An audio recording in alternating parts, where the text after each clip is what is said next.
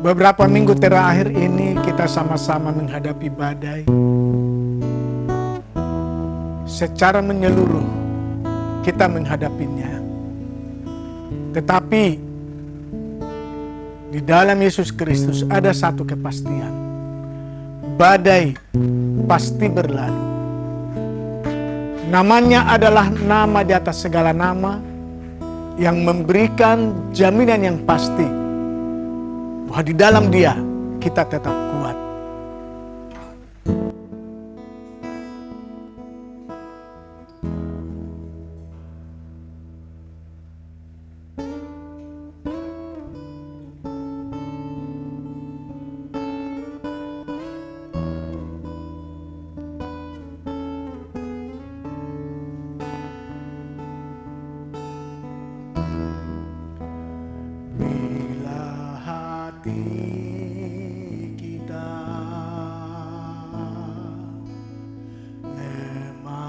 Tak berdaya bila iman kita bagai tembok runtuh, hanya ada satu harapan yang pasti, nama Yesus, nama di atas segala nama.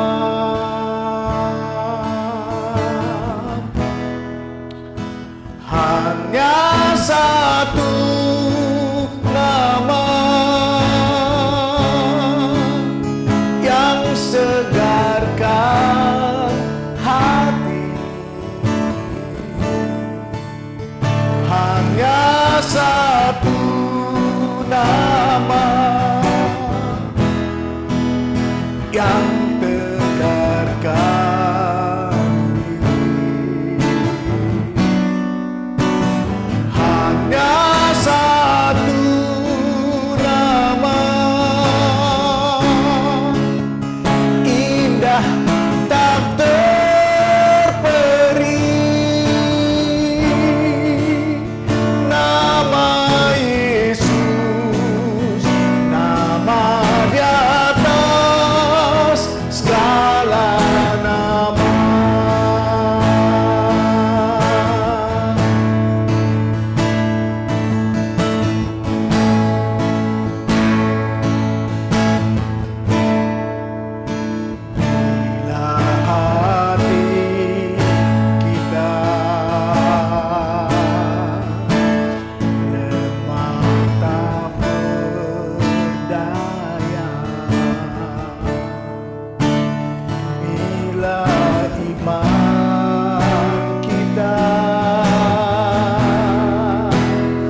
Bagai tembok runtuh, hanya ada satu harapan yang pasti, nama Yesus, nama di atas segala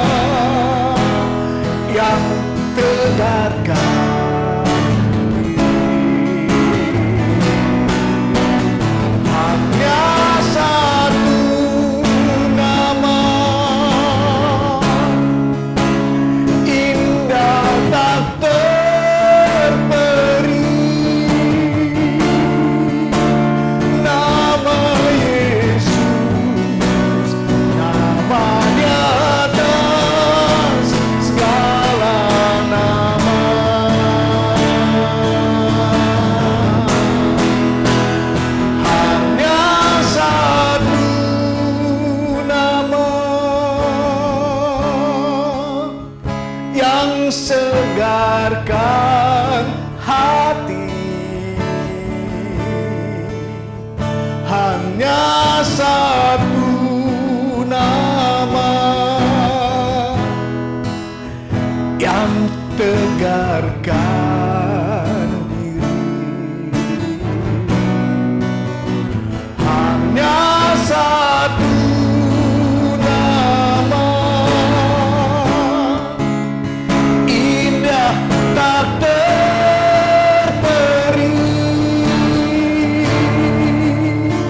Nama Yesus, nama di atas segala nama.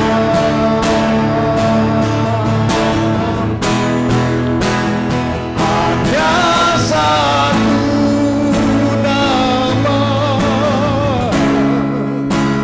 yang segarkan hati. Hanya satu nama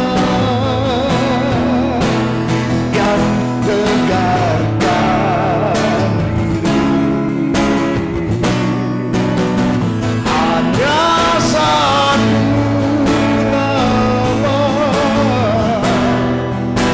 indah tak terperi.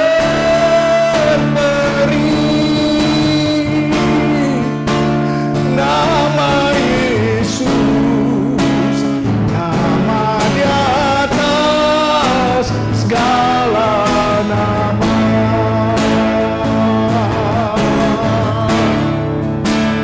Nama Yesus, nama di atas segala nama.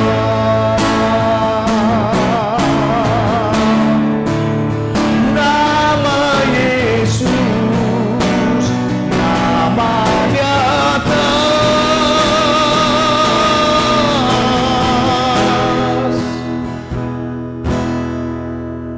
segala nama.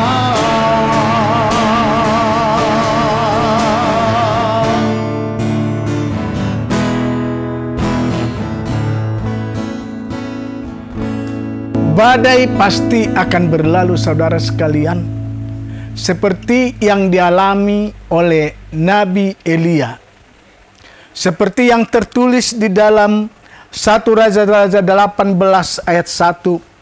Dan sesudah beberapa lama, datanglah firman Tuhan kepada Elia dalam tahun yang ketiga. Pergilah, perlihatkanlah dirimu kepada Ahab, sebab aku hendak memberi hujan ke atas muka bumi. Bapak Ibu sekalian, cukup lama memang Nabi Elia bersama dengan orang-orang yang setia, yang sesungguhnya banyak di Israel Utara. Walaupun rajanya ganti lagi, selalu membawa rakyat kepada penyembahan berhala. Tapi di tengah-tengah penyembahan berhala itu masih ada umat yang setia kepada Allah. Ada rombongan nabi, bahkan ada Obaja, kepala istana Raja Ahab, yang menyembunyikan 100 nabi, membiayai hidup mereka supaya mereka jangan sampai dibunuh oleh Isabel.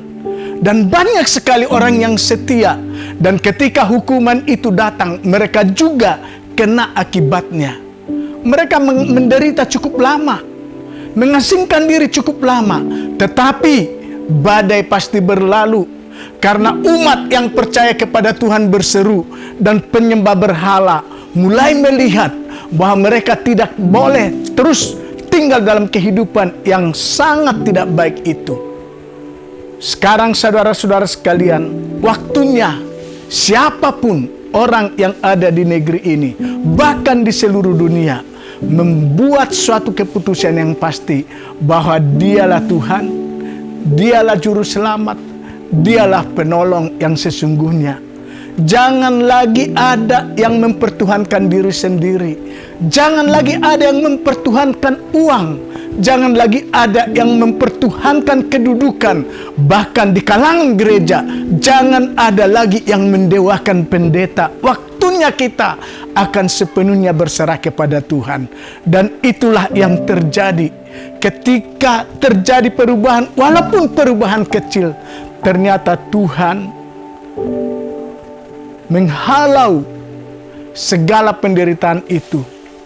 Melalui Nabi Elia, Tuhan mengatakan bahwa Tuhan akan menurunkan hujan.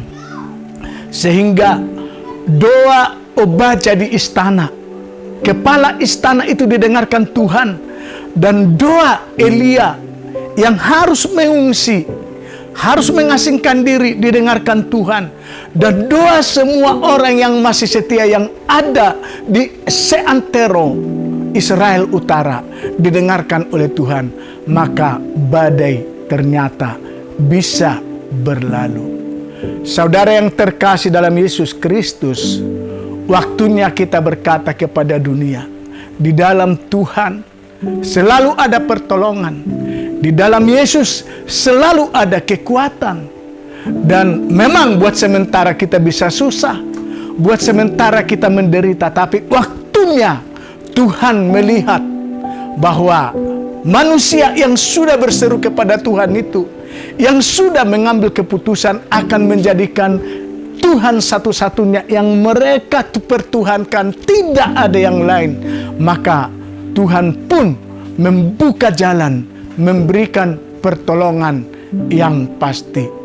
Saudara-saudara yang Tuhan Yesus kasihi, memang tidak mudah menjalani kehidupan yang sekarang sedang kita alami.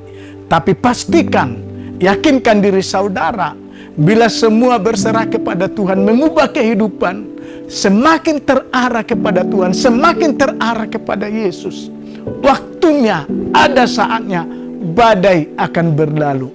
Hati Raja Ahab masih keras.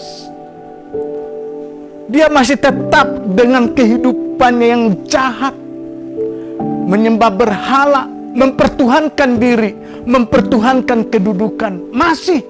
Tetapi ketika umat berseru kepada Tuhan, Tuhan membukakan jalan.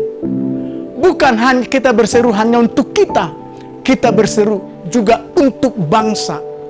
Dan itulah yang dilakukan oleh orang percaya, orang yang setia kepada Tuhan pada zaman Raja Ahab. Mereka berseru berdoa. Mereka juga terenyuh melihat penderitaan semua orang tanpa membedakan apa keyakinan mereka. Tetapi yang mereka tahu, Tuhan, manusia sekarang membutuhkan pertolongan-Mu. Dan itulah seruan mereka. Itulah yang mereka serukan. Dan betul, Tuhan mendengar, Tuhan melihat. Perubahan kecil saja dalam diri Raja Ahab sudah menjadi satu alasan bagi Allah untuk menolong umat.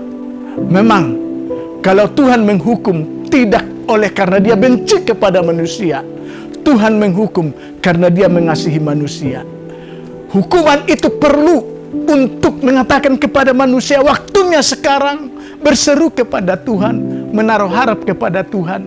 Dan ketika manusia melakukan itu, badai pasti berlalu seperti yang terjadi pada zaman Raja Ahab ini. Tuhan memutuskan, hukumanku sudah selesai. Saya melihat kehidupan manusia. Manusia tidak boleh terlalu menderita. Sehingga Allah menurunkan hujan dengan suatu syarat-syarat yang harus masih dijalani. Tetapi yang pasti, kalau Tuhan mengasihi, Dia juga menghukum. Kalau Dia menghukum, pasti hukumannya itu ada akhirnya. Dan pada saatnya ketika umat berseru kepada Tuhan, pertolongan segera datang. Mari kita berseru kepada Tuhan.